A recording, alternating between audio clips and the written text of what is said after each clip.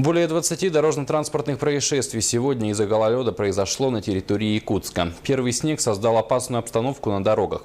Госавтоинспекция убедительно просит автолюбителей быть предельно осторожными. Одно из главных условий безопасной езды является наличие зимней резины.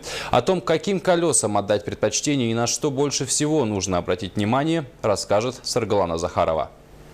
Понедельник – день тяжелый, а с первым снегом для водителя он стал тяжелее вдвойне. Всем, кто не успел переобуть своего железного коня заранее, пришлось изрядно понервничать в пробках и выстоять длинные очереди в шиномонтажках. Стоя в одной из них, мы попытались узнать, на что больше всего обращают внимание водители при выборе зимней резины.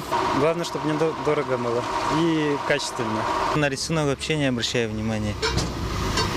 Зимой зимняя, летом летняя. Ну, чтоб снежинка была и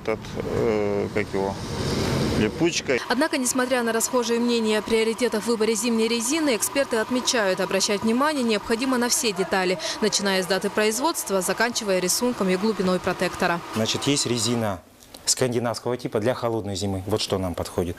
И резина для среднеевропейской зимы, ее можно как определить, у нее достаточно твердый протектор. То есть при нажатии на поверхность протектора вы чувствуете, что она достаточно жесткая. Вот эта резина обычно к нам не подходит. Универсальной резины вообще не существует. А вот если мы уподобляться будем, есть одна большая, самая североамериканская страна. Там люди любят ездить на универсальной резине. Мы все можем посмотреть ролики на YouTube, где масса аварий, происходящих из-за того, что они ездят на универсальной резине. Универсальная резина, она не будет держать летом, она не будет держать зимой. Она вообще никогда не будет держать. Поэтому переобувайтесь.